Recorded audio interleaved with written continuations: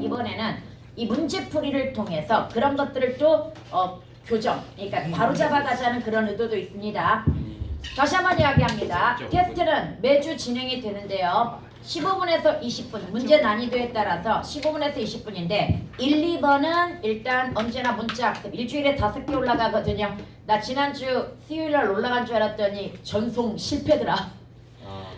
그래서 그 다음날 바로 아침에 올렸었는데 여하튼 5개 중에 2개가 이렇게 출제가 되는데 조사, 접사, 어근, 어미 이것만 찾는 게 아니라 다음 줄은 자립, 실질, 의존, 형식 이런 것도 같이 찾습니다. 그 다음에 3번째부터 5번째까지는 지난주 문법 범위에 대한 문제가 출제가 될 거고요. 그 다음 마지막 5문제는 최근 경향을 알아야 되기 때문에 문법적 경향을 알아야 되기 때문에 바로 최근 모의고사 3학년 모의고사 해가지고 이번에 지금 마지막 6문제가 뭐에 해당 5문제가 6월 교평입니다. 3학년. 그러면 그 다음에 4월, 그 다음에 3월, 그 다음에 7월 달 거가 그 시험을 볼 거거든요. 그럼 7월 이런 것들을 계속해가지고 테스트로 한번 해보면서 요즘 3학년 수준에서 요구하는 문법은 이 정도 수준이구나 라고 하는 걸 알아가면서 문법을 준비하도록 할 겁니다. 여러분 지금 첫 번째, 두 번째가 형태소 분석하는 문제입니다. 첫 번째 문제를 보게 되면은 다음 문장을 조사, 어미, 접사, 어근으로 분리하라고 이야기했는데 이거 어제도 보니까 어떤 학생 앞에서부터 슬래시로 쫙쫙 긋고 있어. 그러면 실수가 나타날 수 있습니다. 선생님 같이 조금 숙달된 사람도 가끔 그러다 보면 놓치는 경우가 있습니다. 그래서 정확하게 이거 뭐 하라고 그랬습니까? 조사, 접사, 어미를 순서대로 그러니까 조사, 어미, 접사 구분하고 어근과 어근 분리 끝 이렇게 가야 되는 겁니다. 그러면 한번 도윤이가 한번 해볼게. 도윤아 조사만 찾아봐. 1번에서 은 이때 은은 보조사죠. 보조사는 격조사를 대신하거나 특수하게 따라붙는 것인데 이 물건 은이라고 하는 보조사가 따라붙은 이 물건은 문장 성분이 뭘까요? 문장 성분 판단을 하면 격조사로 바꿔가지고 서술어와 호응시켜야 됩니다. 주어 아닙니다. 쌓여라고 그랬죠. 물건에 쌓이다 이 말이야. 물건에 뭐가 쌓여? 할인에 적립금까지. 그러니까 물건이 할인이 되고 거기에다 문장이 좀 이상하긴 하다. 적립금까지 무제한으로 쌓인다 이 말이 되는 거야. 문제는 은이라고 하는 것이 이렇게 보조사인데도 불구하고 아직도 뭐라고 생각하는 학생? 주격. 아까 어떤 애가 수업 끝나고 그 이야기 하던데 작년에 선생님 처음 수업 들었을 때 이야기가 나왔대. 어떤 애가 은는이 주어라고 대답하니까 야 이 자식아 그건 보조사야 주격조사가 아니야 이거 영어 때문이야. 근데 자기 쇼크 먹었대. 자기 진짜로 뭘로 알고 있었던 거야? 주격조사로 알고 있었던 거야. 근데 보조사입니다. 은는 도만 조차까지 밖에 붙어요. 보조사야. 그 다음에 역시 부사격조사가 되겠고요. 아이고 불러까지 얘는 보조사다. 오랜만에 보조사 한번 외워보자. 은는 도만 조차까지 밖에 붙어요. 예, 은는 도만 조차까지 밖에 붙어요. 얘가 빈도순으로 봐봐. 실제로 얘네는 보조사의 10% 정도밖에 안 되지만 사용 빈도로는 거의 70%에 육박할 정도로 많이 나타나는 애들이야. 꼭 외우고 있어줘야 되겠고요. 그 다음에 으로 얘는 부사격 조사가 되겠지요. 그 다음 어미 불러봐. 이은 어디 니은? 담기다에 니은 관형사용 전성어미. 그 다음 쌓이다의 어자리죠. 정확히 분리해야 됩니다. 그러면 이렇게 어미를 분석해냈단 말이지. 여기에는 뭐가 많냐면 접사가 되게 많은 문장이야. 이제 도윤아 실력을 발휘해가지고 접사를 다 불러보도록 하자. 담기다의 기는 무슨 접사야? 담기는 거니까 피동. 그렇지. 어디에 뭐가 담기다. 목적어가 없습니다. 담다의 의미 그대로 있으면서 기가 따라붙어 가지고 뭐가 되었어? 파생어가 된 거지요. 그러니까 피동 접사 맞고요. 그 다음 이제 여기에서 쌓이다도 역시 피동 접사인 건 알겠는데 우리 애들이 여기에서 이제 어려웠던 게 아까 금을 놓쳤다는 이야기를 했고요. 물을 놓친 사람도 있을 것 같습니다. 그런데 이거 선생님한테 수업 들을 때 분명히 한자는 낱낱이 뜻글자이기 때문에 맞습니다. 두 글자 이상 결합되면 합성어라고 배웠던 것 같은데 이거야. 그 다음에 여기에다가 우리 금융, 그 다음에 어떤 검열 이거 같은 경우에도 금융이라고 발음되는 이유, 검열이라고 발음되는 이유가 니은청가는 어디에서 일어나? 복합어에서 일어난단 말이야. 그러면 결론적으로 얘네를 뭘로 봤다는 이야기야? 복합어로 봤다는 얘기야. 합쳐진, 특히 합성어로 봤다는 이야기야. 그래서 얘네가 금융, 검열. 그런데 말입니다. 문제는 금융이나 검열을 합성어라고 생각할 사람이 별로 없다는 게 문제야. 일반적으로 사람들이 그걸 읽으면서 와 얘는 합성어야 그러니까 니은청가 적용돼야 돼 이렇게 생각할 사람이 없기 때문에 원칙은 합성어로서 니은청가가 일어나지만 뭘 인정해줘? 금융, 검열을 인정해줍니다. 그런데 복막염을 생각해보자. 복막과 뭐가 결합되었습니까? 염이 결합되었고요. 얘네는 합쳐졌다는 인식이 아주 강해. 왜? 복막이라는 단어가 있기 때문이야. 그래서 같은 한자라고 하더라도 이렇게 분리성이 강한 그런 것들은 확실하게 분리해 주는 게 맞습니다. 그럼 여기도 마찬가지야. 정립이라는 단어 있죠. 그러나 정립 자체는 분리 못합니다. 그런데 정립이라는 단어가 있으니까 여기에서 금이 분리가 될 거라고 하는 거 일단 찾아낼 수 있고요. 제한이라는 말 있죠. 그러니까 무도 역시 뭐 되어야 된다는 거? 분리되어야 된다는 거 알겠습니다. 여기까지 해갔습니까? 그래서 복막염은 분리되고 얘네가 합쳐졌다는 인식이 강하게 있기 때문에 복막염만 맞아. 니은청가만 맞고 그 다음에 얘는 복막염이 돼야 안 돼. 금융이나 검열은 뭐 때문이다? 얘네들이 합쳐졌다는 인식을 못하니까 인정을 해주는 거야. 그러나 합쳐졌다는 인식이 있다고 한다면 원칙대로 가는 거야. 일단 여기까지 해갔지요? 그런데 말입니다. 문제는 한자어는 다 낱낱이 뜻글자라고 했잖아요. 그럼에도 불구하고 우리나라에서는 혼자는 잘 쓰이지 않고 여기저기 따라붙는 기능이 굉장히 강한 애들이다. 금도 마찬가지야. 이게 골드 금을 이야기하는 거 아니잖아. 이게 시세 뭐 이런 정도의 의미로서 무슨 금, 무슨 준비금, 무슨 금, 무슨 금, 무슨 금 이렇게 계속 따라붙는 기능을 가지고 있고요. 그 다음에 무라고 하는 것도 역시 끊임없이 이게 뭡니까? 혼자 쓰는 게 아니라 따라붙어가지고 의미를 형성해주는 역할을 합니다. 그럼 이럴 때는 얘네도 아무리 한자라도 접사 기능이 강해졌다고 한다면 접사를 의심해봐야 됩니다. 그래서 선생님 진짜로 이거 찾아봤어. 이때 접사 찾을 때 찾는 방법 중에 하나가 이렇게 찾아야 돼. 접사는 하이픈이 붙거든요. 그래서 하이픈이 들어간 금과 무가 있는지를 보는 거야. 다 존재합니다.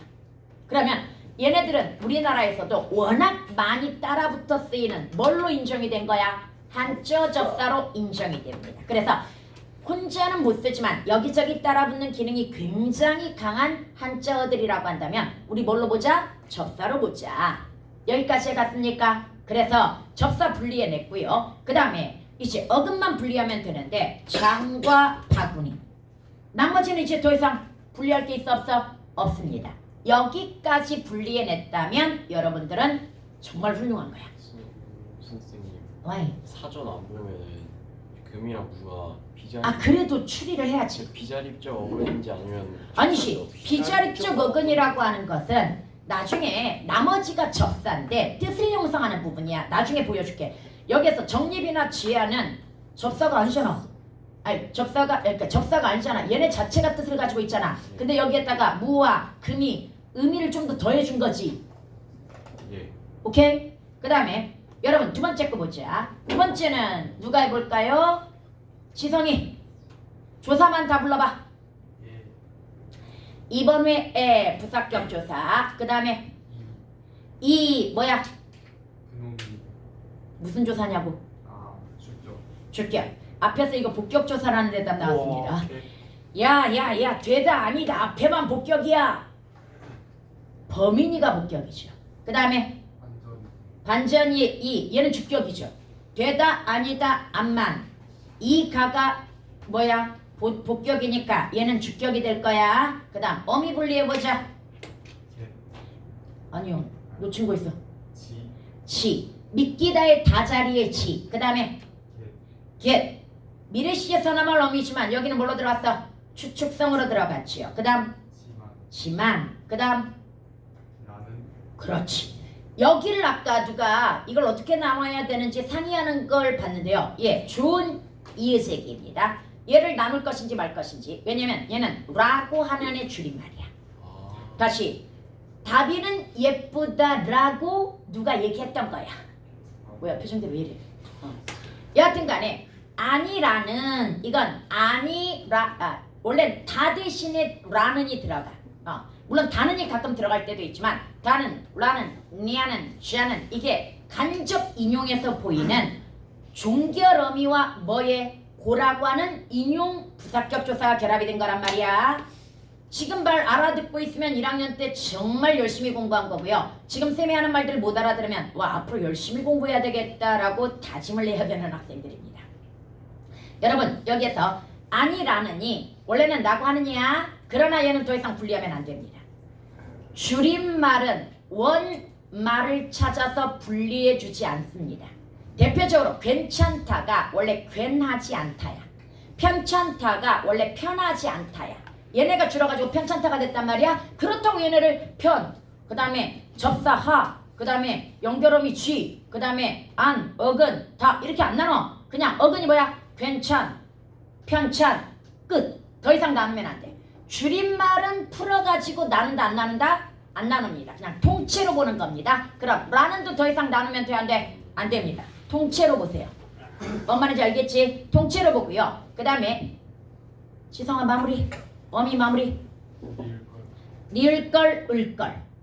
뭔 말인지 알겠지요? 그래서 이렇게 리을걸 을걸이라고 하는 것까지 얘는 무슨 어미야? 문장 끝에 오면 무조건 종결어미입니다. 문장 끝에 오면 무조건 종결어미라고 하는 것도 기억을 해주고 그 다음에 다자리에 오는 어미는 몇 개밖에 없다. 하나밖에 없다는 것도 다시 한번 기억을 해주도록 하고요. 그 다음에 접사 찾아보세요. 믿기의 기가 뭐? 그 사실이 믿기지 않는다. 이렇게 들어갔다면 역시 목적어 없으니까 뭐에 해당이 돼? 피동접사에 해당이 되겠네요. 그 다음 더 이상 없어. 그런데 이제 어근과 그 다음에 어근을 분리하는 작업을 해줘야 되겠지요. 여기에 지금 결합되었다고 보여지는 것이 2번이라고 하는 것과 그놈이라고 하는 것이 있습니다. 그런데 선생님이 이런 얘기했어. 이, 그, 저 뒤에 뭔가가 따라 붙으면 얘네는 뭐다? 대명사이다 라는 이야기를 했습니다. 여기까지 갔습니까? 대명사이다 라고 하는 이야기를 했는데요. 문제는 얘는 대명사가 맞습니다. 그런데 얘를 찾으면 명사라고 나옵니다. 이건 어찌 된 일일까요? 그래서 내가 아빠에서 야 이건 합쳐지면서 의미가 바뀌었으면 사실 품사도 바뀔 수 있는데 저번이라는 말이 있으니까 이번 그번은 없어. 그번은 없고 이번 저번은 있으니까 얘도 지시성을 띠는 건 아닐까? 그러니까 대명사 아닐까? 이렇게 이야기를 하면서 근데 명사라고 나오는데 왜 그러는지는 모르겠어. 좀 더 찾아볼게 라고 하고 넘어갔는데 쉬는 시간에 한 학생이 이런 이야기를 했어. 선생님 이번 저번 같은 경우에는요 얘가 어떤 장소를 지시하거나 어떤 대상을 지시하는 것이 아니라 시간의 의미로 바뀌었잖아요. 이번에 저번에 이건 시간의 의미잖아요. 그럼 의미가 바뀌었다고 봐야 되는 거 아닙니까? 그러니까 품사도 바뀔 수 있는 거 아닙니까? 오 타당해. 봐봐 이런 경우가 있습니다. 한 번이라고 하는 것이 띄어쓰기를 하게 되면 이 한은 그대로 숫자의 의미가 있습니다. 즉 한 번, 두 번, 세 번, 네 번 이렇게 들어갈 수 있단 말이야. 그런데 얘를 붙이는 순간 의미가 달라지거든요. 우리 언제 한번 만나자 이때 한 번은 언제 두 번 만나자 세 번 만나자 셀 수 있는 게 아니란 말이지. 그럼 얘는 부사가 됩니다. 뭔 말인지 제가 얘는 부사가 되듯이 일단 의미가 바뀌면 다른 단어로 보는 게 맞습니다. 뭔 말인지 알겠지? 그래서 아마도 그런 종류인 것 같아. 2번이라고 하는 것도. 오케이? 그러면 이렇게 해가지고 우리가 여기까지 해가지고 다 나눴단 말이지. 그럼 선생님 왜 선생님은 조사접서 어미 어근 분석하는 거에 이렇게 목숨을 거십니까? 우리 이번 월드컵을 보면 합니다. 메시가 이끄는 아르헨티나는 상대적으로 잉글랜드에 비해서 사실은 아래였어. 그런데 승리했고 그 다음에 결승전에 갔단 말이야. 그런데 우리나라 손흥민이 이끄는 우리나라는 전력상으로 봤을 때 32강은 물론이거니와 16강도 가능한 전력이었단 말이야. 그런데 32강에서 광탈했단 말이야. 그 이유가 뭘까? 손흥민이 못해서. 어미차. 명료가 안 해서. 오. 봐봐. 나는 그 이유를 이렇게 생각했어. 자꾸 메시 하나 영상을 보니까 자꾸 메시가 뜨는데 메시는 아르헨티나 선수 감독 코치진한테 신이야. 그래서 엄청나게 떠받들어줘. 그런데 나이가 있어. 그래서 엄청나게 또 보호해줘. 얘가 실제 경기에서 뛰는 시간이 얼마 안 돼. 다 걸어다녀. 최전방에서 그냥 어슬렁어슬렁 걸어가다가 기회. 그러니까 최대한 나머지 선수들이 뭐야? 바로 이 선수를 보호하면서 이 선수 대신에 더 열심히 뛰면서 기회를 만들어가지고 얘한테 볼을 던지는 거야. 그런데 왜 던지냐면 봐봐. 호날두와 메시의 차이가 또 뭔지 아니? 둘 다 엄청나게 뛰어난 선수이긴 한데 수비수 입장에서 호날두는 예측 가능한 선수야. 그러나 그동안 못 막았던 이유는 피지컬이 워낙 강해서 뚫리는 거야. 그런데 메시는 아예 예측이 불가능하대. 이걸 거꾸로 얘기해볼까? 창조적 공간 능력 플레이야. 그러니까 상황에 따라서 엄청나게 새로운 걸 뭐 하는 거야? 창조해가지고 플레이를 하기 때문에 얘가 어떻게 공격할지 예측을 못한다는 거야. 그래서 나이가 들었음에도 불구하고 수비수들이 막을 수가 없대. 상황에 따라서 어시스트 해줘버리거나 자기가 직접 여유되면 차버리거나 이러기 때문에 창조적으로 플레이를 하기 때문에 막을 수가 없다는 거야. 뭔 말인지 이해가? 그래서 얘가 체력만 조금 보호가 되면 얘는 솔직히 한 45세까지도 할 수 있을 것 같아. 왜? 그냥 나머지 뛰는 건 뭐야? 젊은 애들이 뛰고 얘는 뭐야? 창조적 플레이로 그 골대 앞에서 넣기만 하면 되는 거거든. 그런데 그걸 아르헨티나는 인정을 하는 거야. 여러분, 손흥민을 놓고 홍명보가 뭐라고 했는 줄 알아? 손흥민 선수를 어떻게 활용할 예정이십니까? 이랬더니 뭐라고 대답했냐면 인터뷰에서 손흥민도 여러 선택지 중에 하나일 뿐입니다. 그때 컨디션 좋으면 투입하는 거고 그렇지 않으면 기회를 얻지 못할 수도 있습니다. 이렇게 이야기했거든요. 이 비스무리하게 인터뷰를 했어. 나는 정말 이 인터뷰 듣고 짜증이 났어. 여러분, 문법을 배울 때도 마찬가지입니다. 모든 선수를 대등하고 평등하고 공평하게 대하는 거 이게 과연 옳은 것일까? 너네가 지금까지 문법을 배울 때 나한테 배운 애들 빼고 다른 데서 문법을 배울 때 그 문법에서 문제가 뭔지 알아? 너무나 모든 이론, 개념을 대등하고 평등하게 대해준다는 거. 그래서 얘도 열심히 배우고 쟤도 열심히 배우고 얘도 열심히 배운단 말이야. 그럴 필요가 없었어. 맞습니다. 중요한 거에 힘을 써야 될 거 아니야. 집중시켜야 될 거 아니야. 여러분, 조사적 서민은 메시 같은 존재입니다. 뭔 말인지 이해가? 가장 중요한 거야 문법에서. 그래서 다른 거 내가 지난주에 용언하고 뭐만 했어? 품사통용만 했잖아. 모든 걸 공평하게 대명사도 10분, 명사도 10분, 감탄사도 10분 이렇게 가르치면 되는데 안 됩니다. 걔네들 나올 일도 별로 없고요. 그 다음에 되게 쉬운 분야입니다. 그래서 다시 한번 이야기합니다. 여름방학에는 조사접사 어미를 토대로 한 형태소 분석을 완벽하게 할 수 있다고 한다면 모든 문법을 아주 쉽게 접근할 수 있는 토대가 만들어진다는 얘기야. 맞습니다. 뭔 말인지 이해가지? 그래서 이거 계속하는 거야. 좀 읽어. 결론은 그거였어. 문자학습 올라가면 좀 읽으세요. 잘 있습니다. 접어. 오케이? 거기 뒤에 설명, 문법적 설명도 되게 많이 해놨잖아. 읽으세요 좀. 아니 접어 뭐. 어제 이 숭악한 놈들이 못 읽었는데 이러고 있더라고. 접어. 그 다음에 여러분들 선생님이 3번에서 지금 문제 오류를 발견하라고 이야기했는데 2번이 문제 오류야. 올류. 나는 비행기를 타면 높이 나는 기분이 좋더라. 이거하고 학교 앞에 있는 건물의 높이가 몇 미터였지? 표면적으로 보면 위에 높이는 부사야. 왜? 날다를 꾸며줬으니까 부파적 이가 붙은 거야. 그 다음 밑에 보면 뭡니까? 명파적 이가 붙은 거야. 선생님이 여기에서 얘가 문제 오류라고 하는 걸 생각한 이유는 뭐냐면요.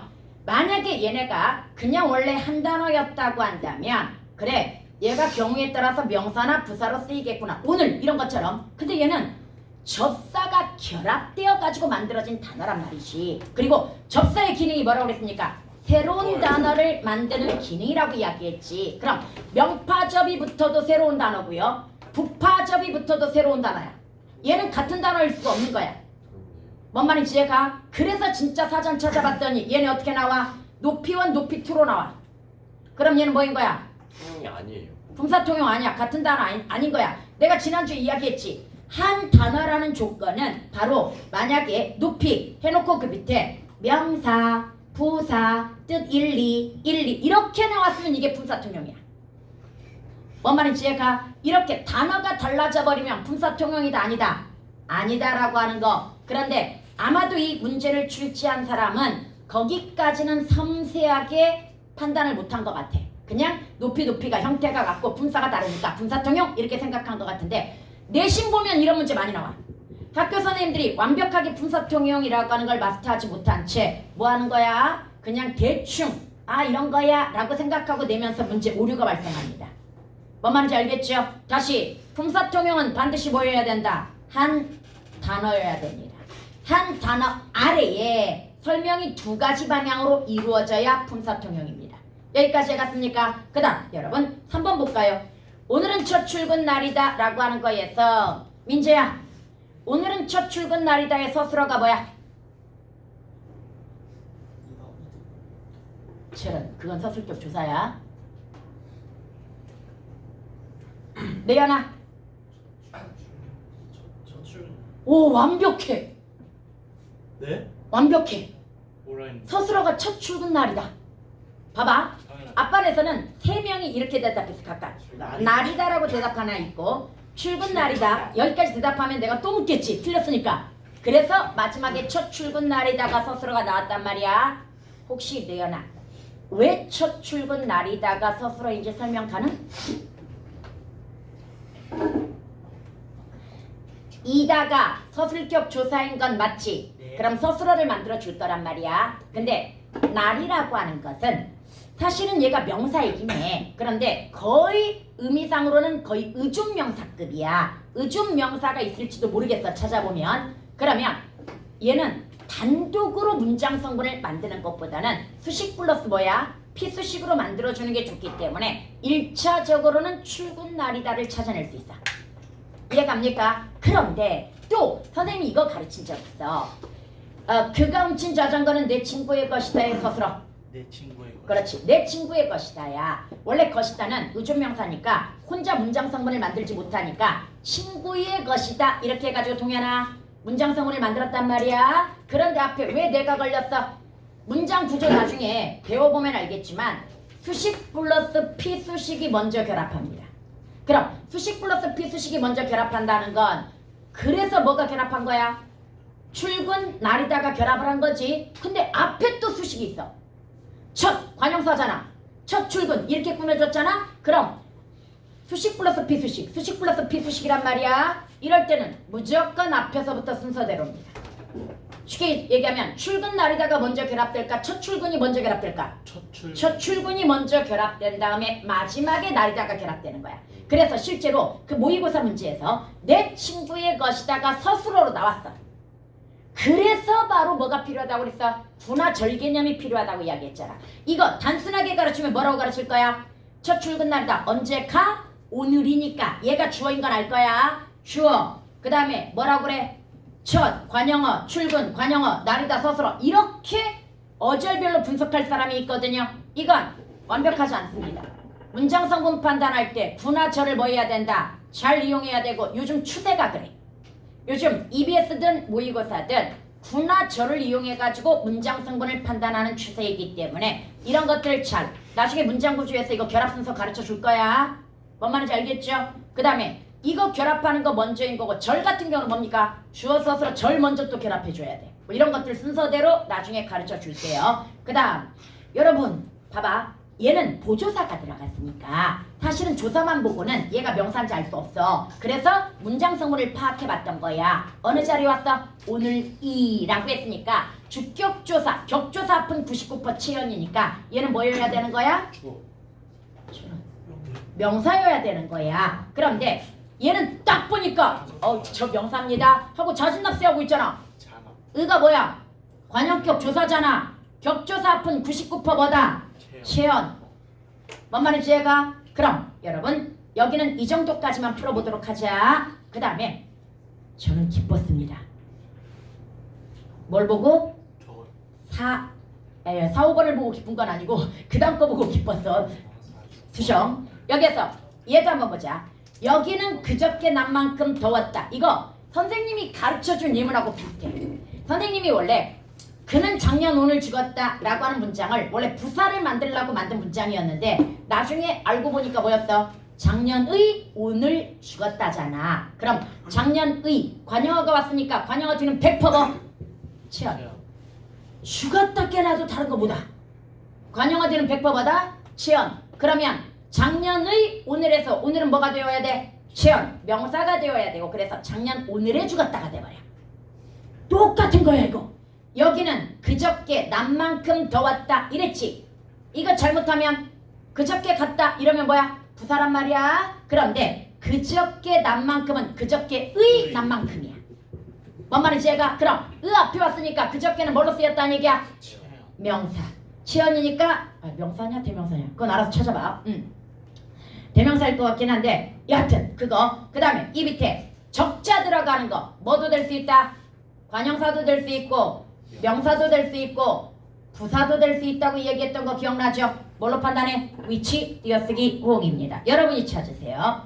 그 다음 여기는 문장 성분까지 같이 나왔는데요. 그거 기억해라. 부사는 100% 부사, 관형사는 100% 관형어. 뭔 말인지 알겠죠? 누가 불렀으나? 근데 저기 4번에 응. 꽃이 그저께 애 피었다라고 하면 안 돼요. 꽃이 그저께 애 피었다. 그걸 판단하는 방법을 한번 가르쳐 줘볼까?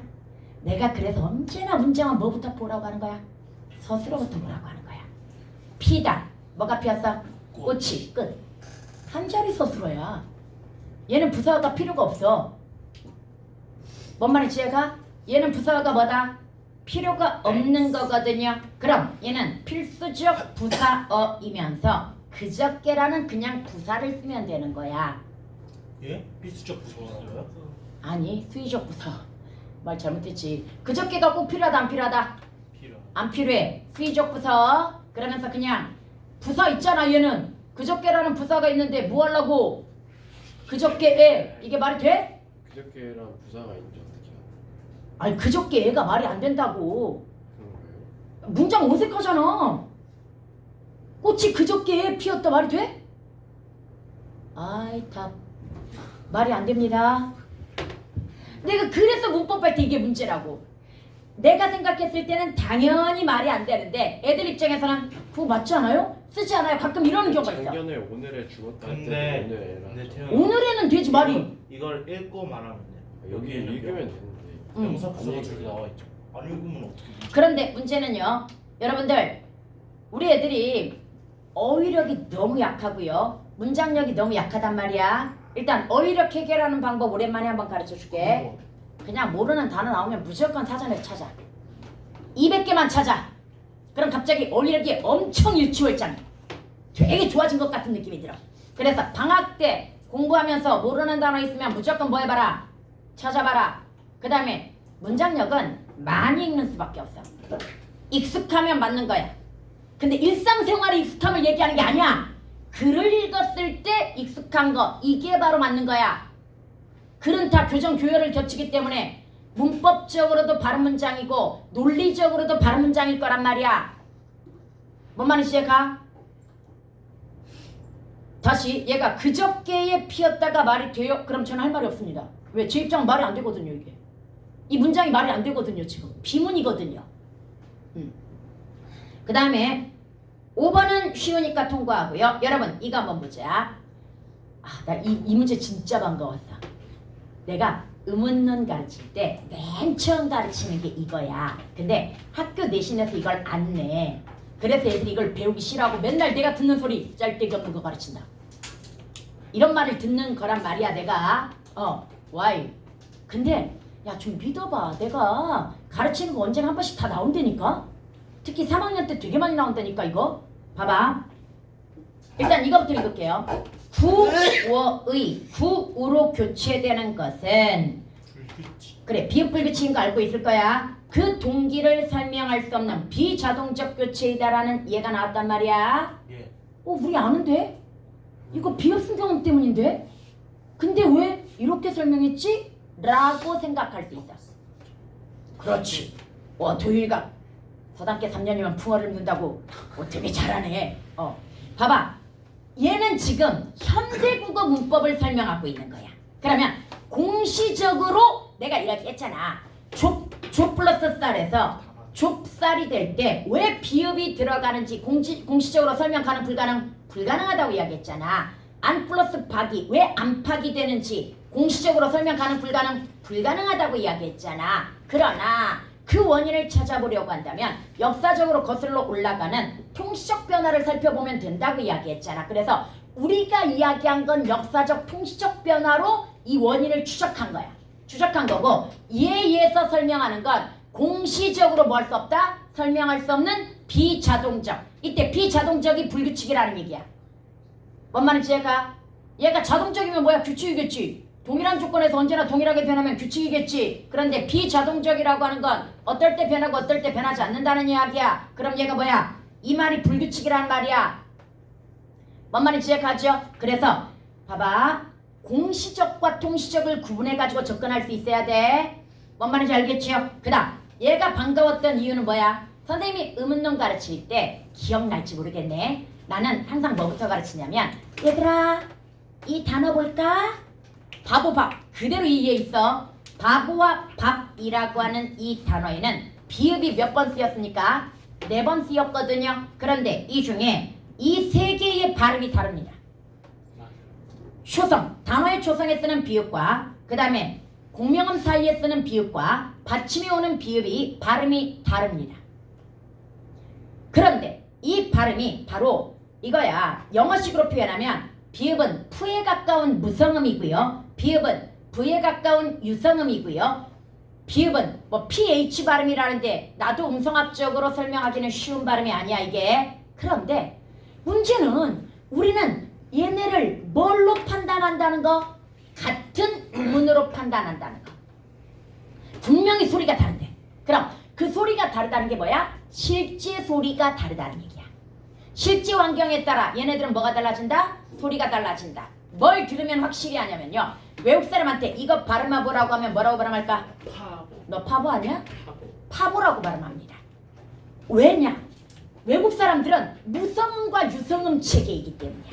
다시 언어가 무슨 체계다? 무성음과 유성음 체계이기 때문에 확실히 첫 번째는 무성음에 가깝게 발음을 하는 거고요. 그 다음에 뒤에 건 뭐야? 유성음에 가깝게 발음을 해가지고 걔네는 구분이 확실한데 비해서 우리나라는 사실 이게 좀 미미한 차이라서 우리가 구별을 못할 뿐이야. 근데 이렇게 한번 해보자. 여기 손 대봐. 여기 손 대고 발음합시다. 손 안 돼? 둘의 차이 강하게 울리죠. 여기에 뭐가 있습니까? 성대가 있습니다.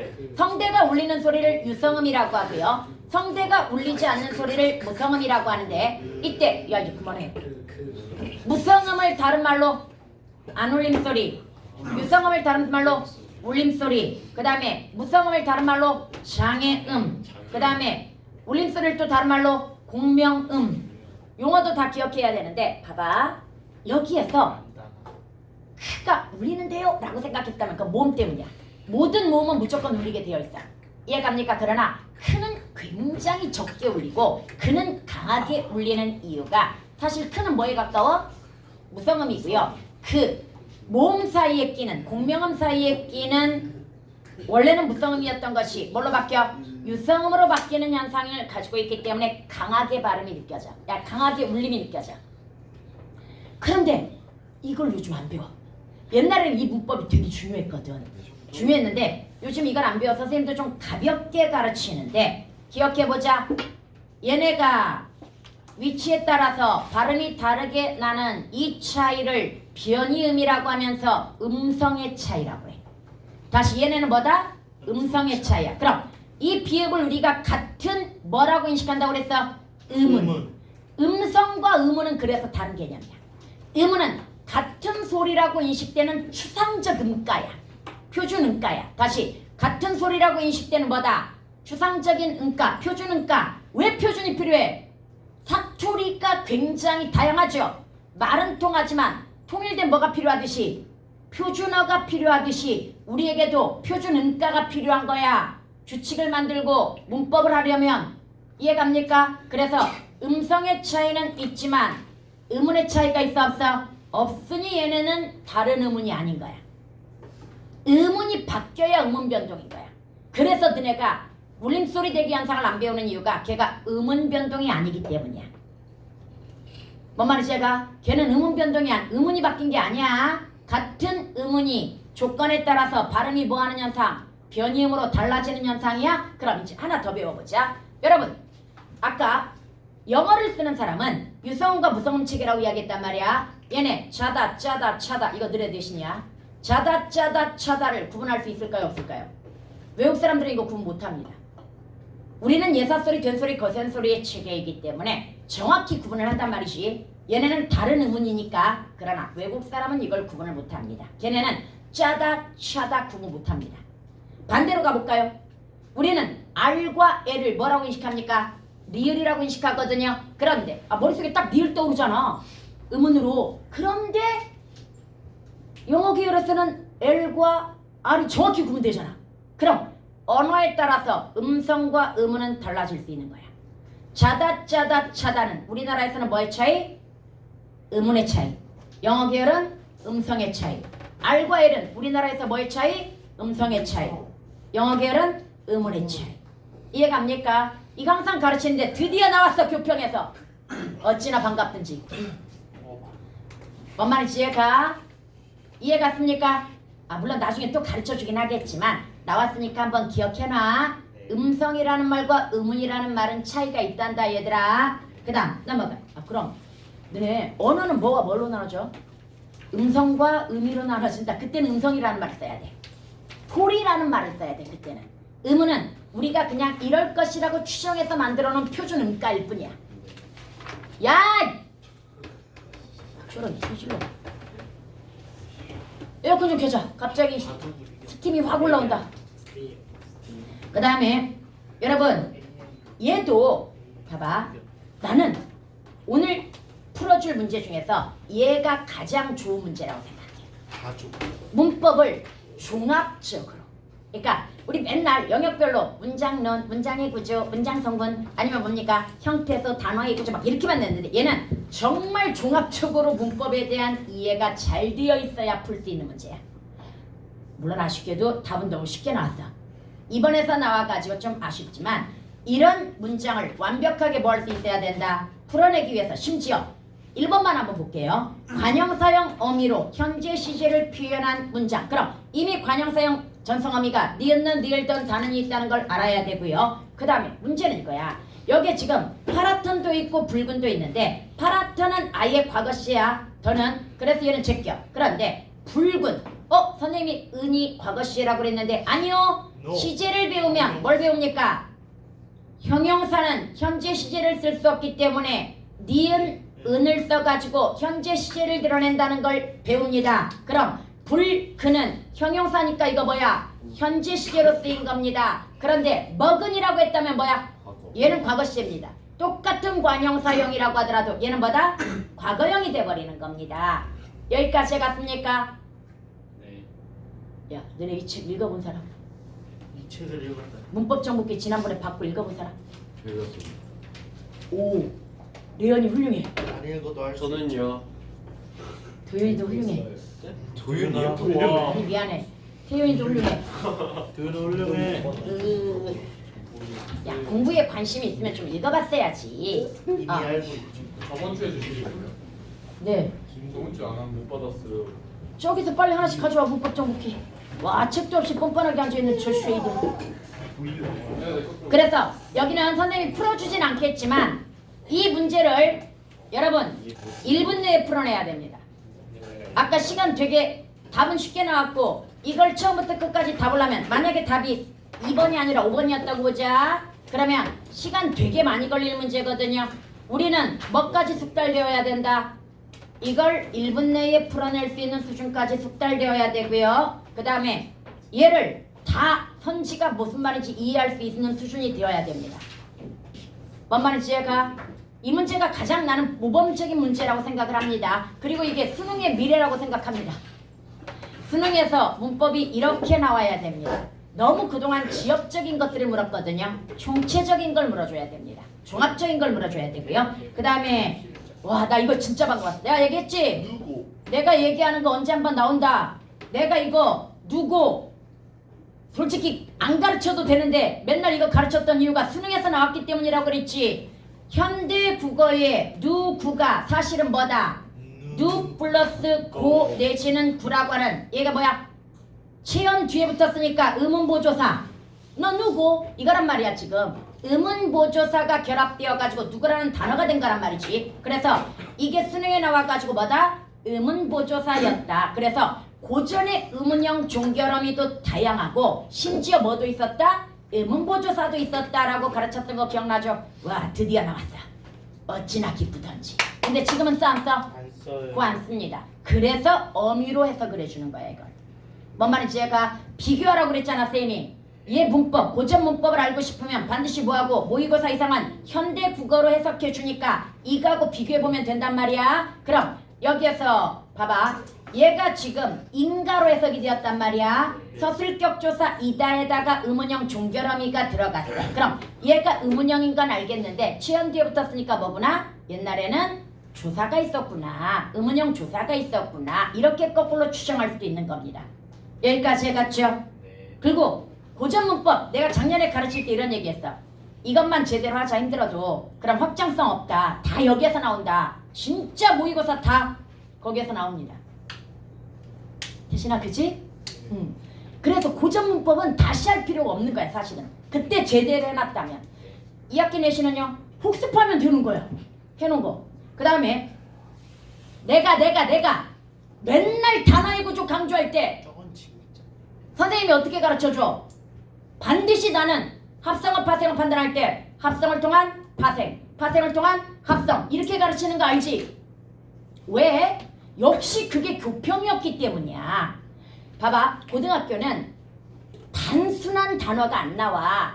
고등학교는 반드시 3음절 이상의 복잡한 단어의 구조를 묻게 되어 있단 말이야. 그럼 이때 어근과 접사 다 필요 없어. 뭐 해야 돼? 직접성분이어야 돼. 직접성분을 찾아내는 게 관건이야. 그럼 직접성분은 뭡니까? 최종적으로 결합된 두 개. 그런데 최종적으로 결합되었다고 한다면 먼저 뭘부터 찾아야 되냐면 우선권부터 찾아야 돼. 뭐가 먼저 결합되는지를 찾아야 되는데 있는 단어면 무조건 우선권을 가지고 있습니다. 다시 있는 단어면 뭐다? 우선권이야. 그럼 물어볼게요. 민물고기는 합성어일까요? 파생어일까요? 이거는 합성어죠. 민물고기는 합성어일까요? 파생어일까요? 이거 그 파생어예요, 파생어. 파생합성. 민물하고 고기가 그러니까 민하고 물고기인데 물이 또 난. 틀렸습니다. 아니 민물하고 야 고기야. 물고기 한 다음에 그렇지. 민. 상현이가 맞아. 이게 무슨 얘기냐면 우리 애들은 물고기의 임팩트가 강하다 보니까 물고기에다가 민이 결합된 줄 알아. 그런데 다시 한번 쌤이 뭐라고 그랬어? 있는 단어가 우선권을 갖는다고 그랬지. 물고기라는 단어도 있지만 민물이라는 단어도 있습니다. 그럼 양쪽이 다 우선권이네? 그럼 그냥 순서대로야. 민물부터 결합한 다음에 그 다음에 뭐야? 고기가 결합이 되는 거야. 다시 양쪽이 다 있으면 뭐다? 순서대로인 거야. 그래서 이거 모의고사에서 엄청 오답률 높게 나왔던 문제 있잖아. 들어앉히다. 현우 들어앉히다 합성 파생. 새로운 합성이요. 파생이요. 파생. 맞지? 동원이 합성 파생. 들어앉히다. 앉히다 임팩트가 강하니 들다와 앉히다가 결합되었다고 착각하기 쉽지만 들어앉다라는 말이 있습니다. 그럼 앞에서부터 순서대로 들어앉다에다 뭐? 히라고 하는 접사가 결합이 되었겠죠. 그래서 파생어가 되는데요. 얘가 정답률이 38%였어. 애들 거의 다 틀렸어. 얘를 뭘로 봤던 거야? 민. 합성으로 봤던 거야. 들다와 앉히다가 결합된 합성어로 봤던 거야. 근데 얘 파생어입니다. 뭔 말인지 알겠지? 이거 순서 잘 이해해야 되고 직접 성분이라는 개념 이번에 이 수업은 여름방학 때 안 해. 왜? 조사 접사 어미 형태수 해놓으면 얘는 나중에 시험기간에 조금만 공부하면 아주 익숙해져. 뭔 말인지 얘가 아주 익숙해지기 때문에 지금부터 힘 뺄 필요 있다 없다? 지금부터 여기 힘 뺄 필요가 없습니다. 뭔 말인지 알겠지요? 그래서 얘는 이번에는 안 하고 시험기간에만 할 거지만 그래도 기억해놔. 다시 3개 이상의 형태소가 합쳐졌을 때는 최종적으로 결합된 뭘 찾아야 된다? 직접 성분을 찾아야 되는데 이때 최종적으로 결합이 되었다는 건 먼저 있는 단어가 무조건 먼저 결합되는 거야. 우선권을 가지고 있는 거야. 그런데 양쪽에 단어가 다 있다면 뭐가 된다? 순서대로 결합한다는 거. 양쪽에 단어가 다 없어도 순서대로야. 너네 눈웃음 얘는 뭘까? 눈이랑 웃음이죠. 그렇지. 눈 웃다라는 말이 없잖아. 그럼 웃음이 먼저 결합되고 그 다음에 뭐가 결합되는 거야? 마지막으로 눈이 결합되는 거야. 그래서 창문턱 창문도 있고 문턱도 있지. 그러면 창문부터 결합되는 거야. 창문이 결합되고 마지막에 뭐야? 턱이 결합된 거야. 이렇게 찾아줘야 됩니다. 뭔 말인지 알겠지? 그래서 합성 파생은 단순하게 찾으면 안 됩니다. 직접 성분 그리고 어떤 과정을 거쳐서 최종 뭐가 되었는지 뭔 말인지 알죠? 이게 가장 좋은 문제입니다. 이번에 내가 교평 문제를 보면서 참 마음에 들었던 이유가 선생님이 문법에서 중요하다고 생각했던 거, 그 다음에 이런 형식으로 나와야 된다고 생각했던 것들이 거의 다 나왔어. 방향성이 아주 좋아. 문법 문제의 방향성이 좋습니다. 그리고 우리가 지금 공부하는 방향성과도 일치하기 때문에 잘 들어두면 그래서 3학년 때 문법을 따로 공부를 안 하는 거야, 선덕애들이. 보자. 선생님 안 해도 되나요? 네. 너네들 지금 잘 배워놓으면 야 이렇게 시간 많이 투자해가지고 배웠는데 3학년 때 뭘로 또 시간 투자해? 잘해. 잊어버리잖아요. 아니야. 자전거 한번 타는 거 배워두면 나중에 오래간만에 타면 살짝 처음에만 흔들려. 그 다음에 잘 타거든요. 이거 정말 깊이 있게 제대로 해놓죠. 그러면 대학 가서도 써먹습니다. 대학교 때도 문자 보내는 애들이 있어. 선생님 뭐 교양국어에서 뭐 하는데 이번에 뭐 나왔어요? 어떤 애 공무원 시험에서 문법 하는데 선생님이 가르쳐준 거 너무 도움 많이 돼요. 이런 애들 있어. 가끔 문자 보내. 근데 그 문자는 여학생들만 보내. 남학생들은 절대 안 보내. 여학생들이 보내. 아 갑자기 여학생들 가르치고 싶네. 오. 저희 앞에서 누가 신나고 이게 있잖아. 선생님 딸 키우는 재미, 아들 키우는 재미라는 게 있거든. 그러니까 남학생을 가르치는 재미와 여학생을 가르치는 재미가 많은데 재미가 좀 다른데 와 한 7년 선덕만 가르쳤더니 이제 남학생만 가르쳤더니 와 여학생 보면 그냥 얼굴만 봐도 예뻐. 여학생들이. 아니 이런 도윤이가 얼마나 예쁜데. 방향성도 잡혔습니까? 문법 여기까지 갔습니까? 그 다음에 아까 메시 이야기 기억해. 모든 문법을 공평하고 대등하고 평등하게 대하면 된다 안 된다? 안 돼. 중요한 걸 집중적으로 뭐 해야 돼? 제대로 해주고 나머지는 좀 부수적으로. 뭔 말인지 알겠지요? 네. 그러면 조금만 쉬었다가 조사 접사 어미 순서대로 설명할 겁니다.